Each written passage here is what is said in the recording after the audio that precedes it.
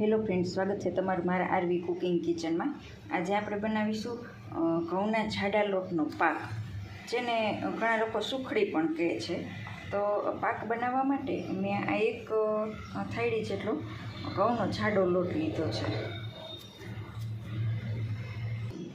આ લોટને આપણે ઘીમાં શેકવાનો છે। તો મેં આ એક કઢાઈ લીધી છે સ્ટીલની।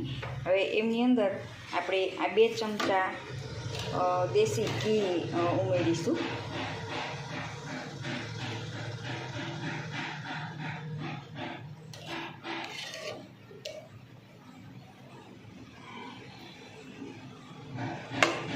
આપણે એક થાળી લોટ લીધો છે, તો એમની અંદર આપણે 2 ચમચા ઘી નાખવું પડશે। હવે આપણે ગેસ ચાલુ કરી દઈશું।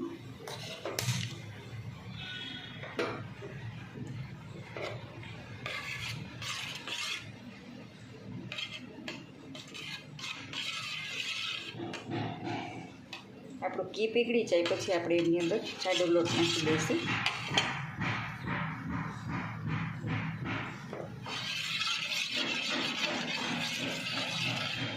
આપણું ઘી ઓગળી ગયું છે। હવે આપણે ગેસ ધીમો કરી અને આપણે આ જે લોટ લીધો છે એ લોટ એમાં ઉમેરી દઈશું। આ મેં ભાખરીનો લોટ લીધો છે, જે ચાળીને રાખ્યો તો મેં। આપણે આને મિક્સ કરી દઈશું। પછી જરૂર લાગે તો થોડુંક આપણે ઘી ઉપરથી ઉમેરી દઈશું। તો ફ્રેન્ડ્સ, આપણો લોટ ઘીવાળો થયો નથી, તો આપણે 1 ચમચી જેટલું હજી એમાં ઘી ઉમેરી દઈશું।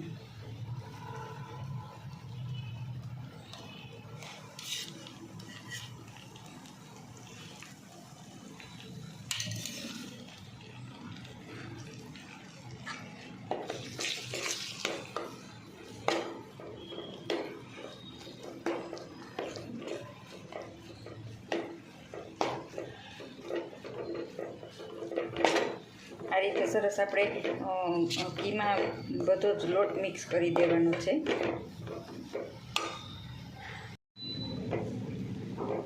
જો ફ્રેન્ડ્સ, આપણે ઘી સરસ મિક્સ કરી લીધું છે।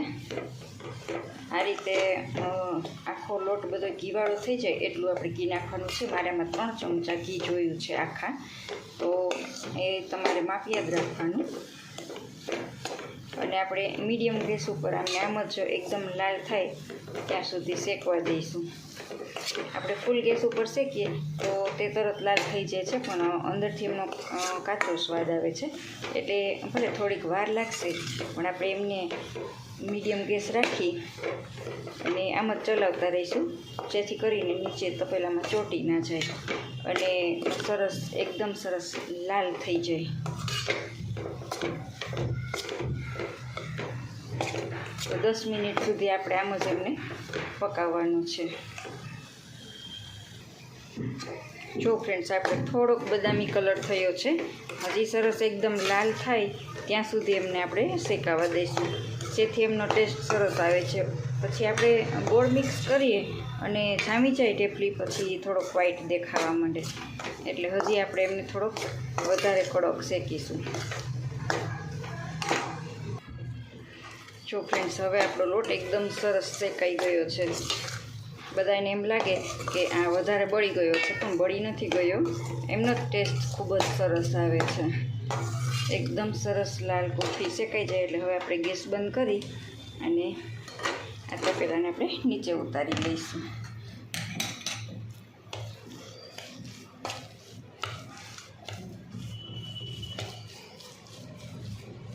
થોડીક વાર આપણે એમની વરાળ નીકળી જવા દઈશું। આમ પોળું કરી દઈએ, છૂટું છૂટું। થોડીક વરાળ નીકળી જાય પછી આપણે એમની અંદર ગોળ નાખીશું। જો ફ્રેન્ડ્સ, આમાંથી વરાળ નીકળી ગઈ છે, થોડું ઠંડુ થઈ ગયું છે, તો હવે આપણે એની અંદર ગોળ ઉમેરી દઈશું। તો આ મેં દેશી ગોળ લીધો છે, જે દેખાવમાં થોડોક ભલે કાળો લાગે છે, પણ સ્વાદમાં ખૂબ જ સરસ હોય છે। કેમિકલ વગરનું દેશી ગોળ છે। તો આપણી જે આ મીડિયમ નાની ચમચી છે, આપણે રેગ્યુલર ચમચી, એ હું આખી 2 ચમચી એમાં ગોળ નાખી દઈશ।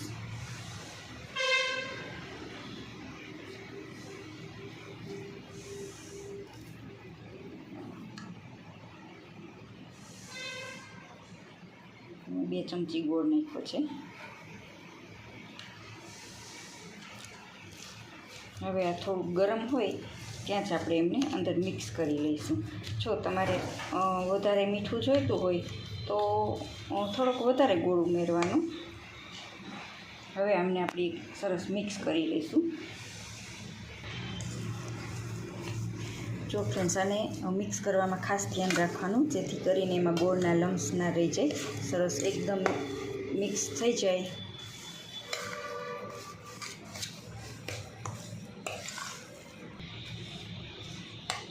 હવે આ થાળીને મેં ઘી લગાવીને રાખી છે.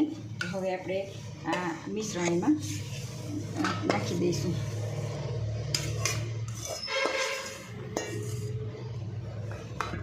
પછી ચમચા વડે આપણે પ્રેસ કરી અને આખી થાળીમાં પાથરી દેવાનું છે. જો ફ્રેન્ડ્સ, આપણે થાળીમાં ફેલાવી દીધું છે. હવે એને ઠંડુ થવા માટે મૂકી દઈશું. ઠંડુ થઈ જાય પછી આપણે એના ચાકા પાડીને ઢેફલી બહાર કાઢી લઈશું. જો ફ્રેન્ડ્સ, આ ચાકા પડે એટલું ઠંડુ થઈ ગયું છે, તો મેં ચાકુ વડે એમાં ચાકા પાડી લીધા છે. હવે એમને હજી આપણે થોડુંક વધારે ઠંડુ થવા દઈશું, કે સાવ જામી જાય તો જ ઢેફલી સરસ આખી નીકળે.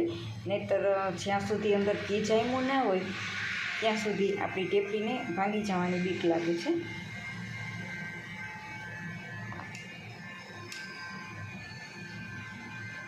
શિયાળો હોય તો ફટાફટ જામી જાય છે.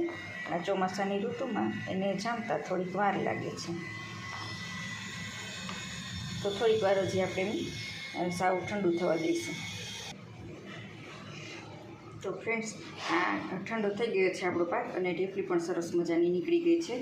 તો તૈયાર છે આપણો પાક, જેને સુખડી પણ કહીએ છીએ.